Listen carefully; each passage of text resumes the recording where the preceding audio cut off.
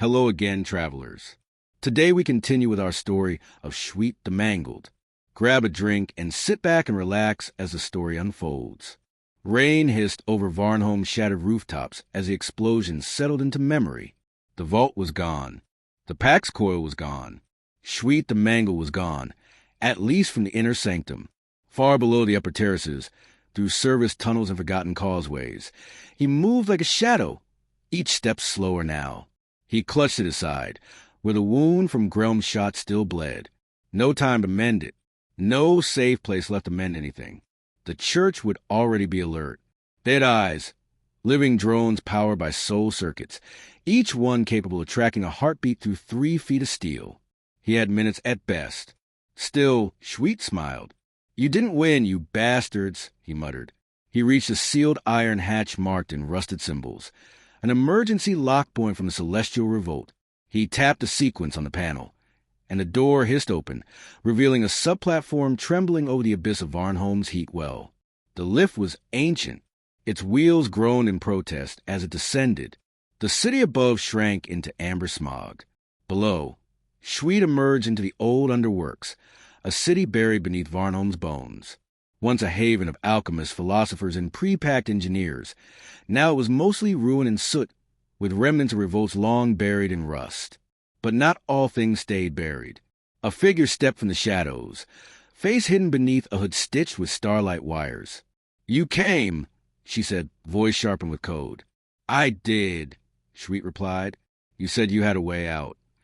The woman, Meirra, known in whisper circles as the Clock-Witch, nodded and turned, revealing a door embedded in a machine-grown tree. The bark pulsed. Its leaves twitched, made of bronze and whispers. "You destroyed it?" she asked. Shweet hesitated. "Yes." She turned her face toward him, one eye organic, the other a rotating lens inscribed with time glyphs. "Good," she said. "Then you're just in time."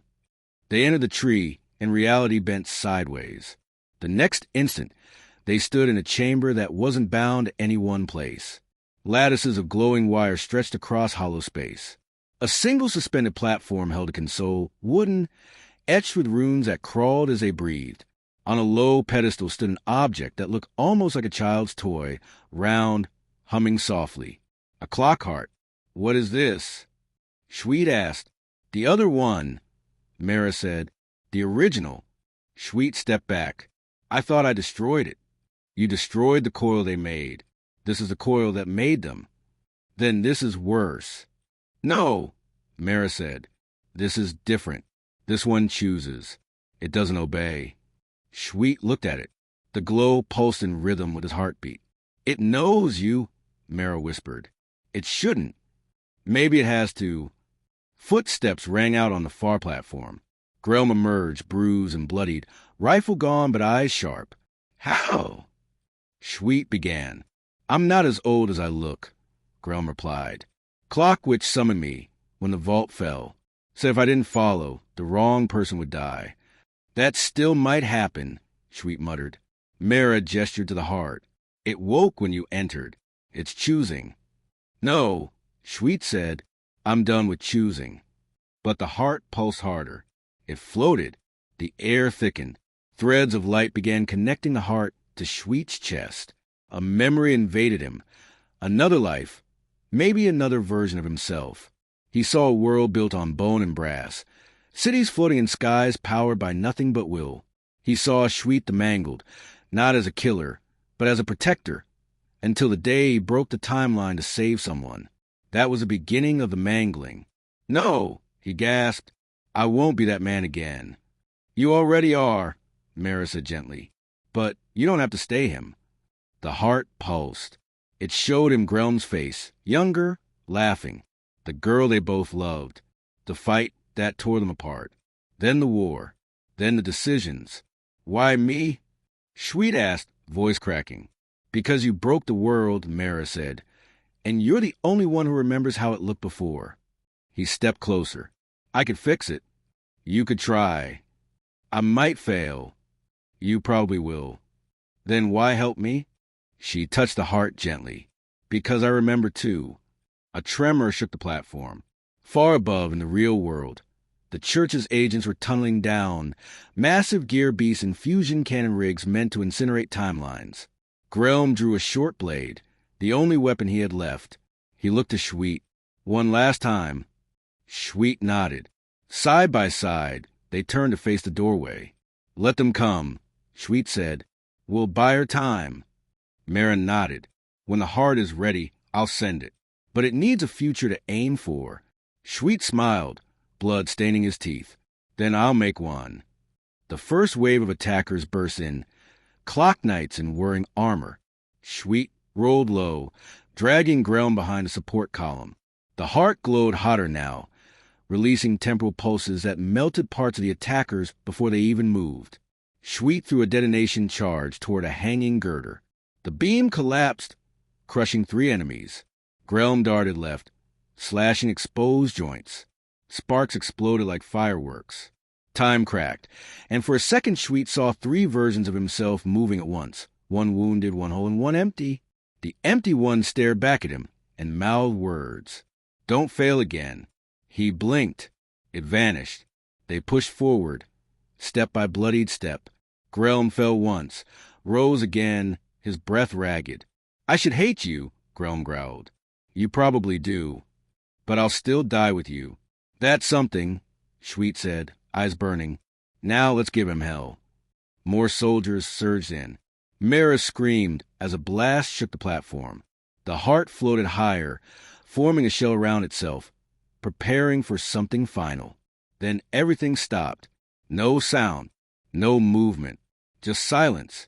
A voice, not Meirra's, not the church's, filled the space.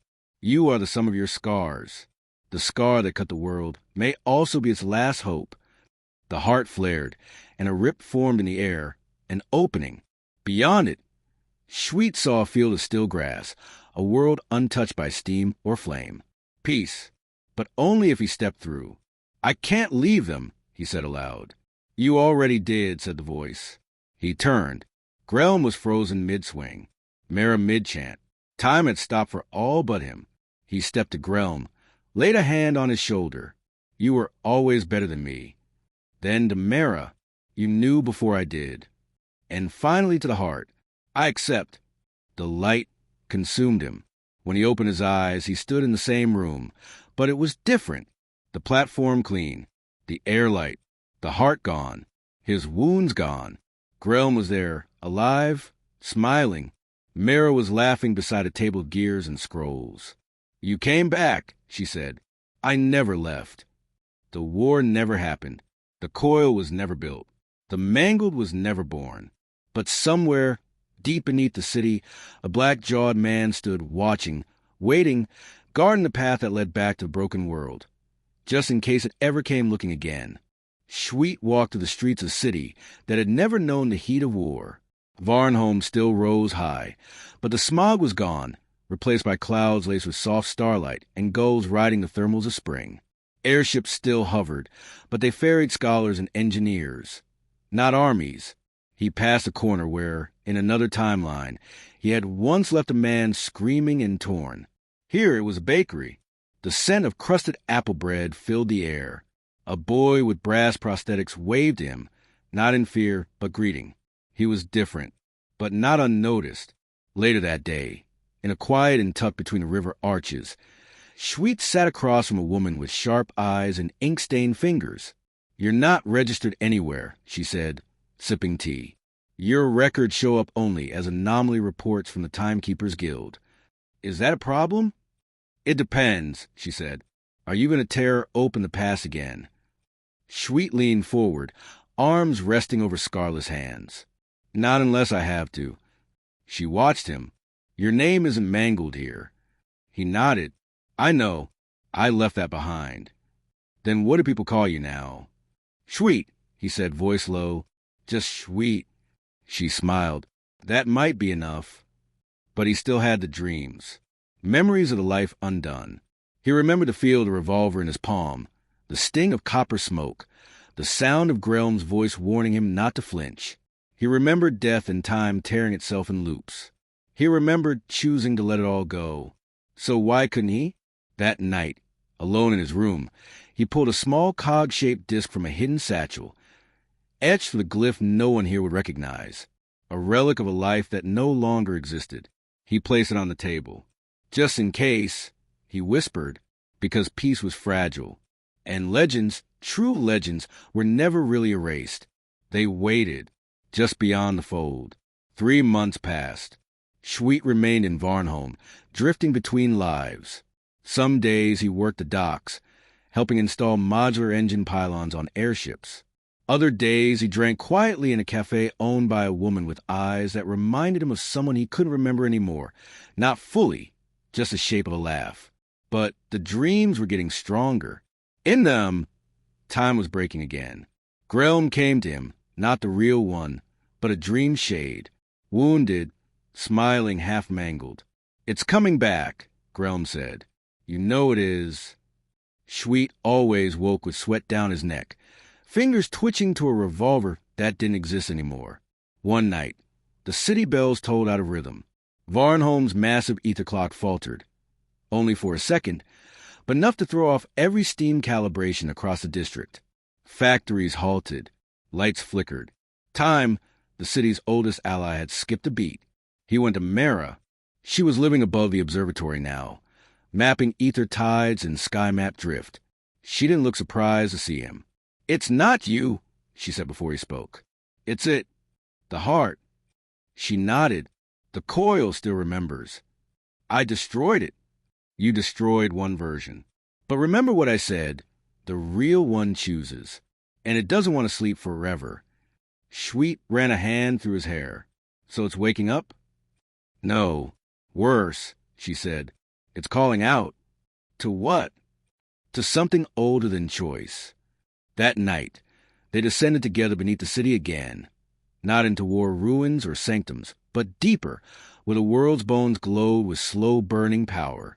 In a sealed cavern once used by rogue chronologists, they found the fracture, a thin slit in the air, pulsing with blue fire. Something beyond it pulsed back. "What's on the other side?" Shweet whispered.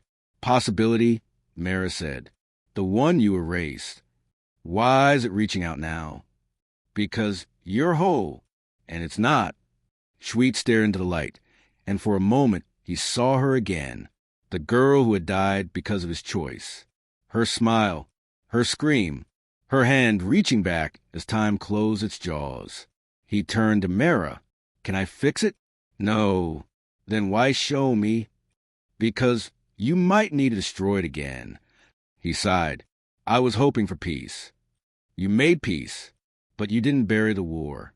Shweet stepped forward. His boots echoed on the stone. The fracture grew louder. Just a peek, he told himself. Just one look. Then the light swallowed him. Thank you all for watching. So much has happened in the story. I look forward to sharing the next part another day. Leave a like and comment if you want more content like this. Have a great day, and like always, till we meet again,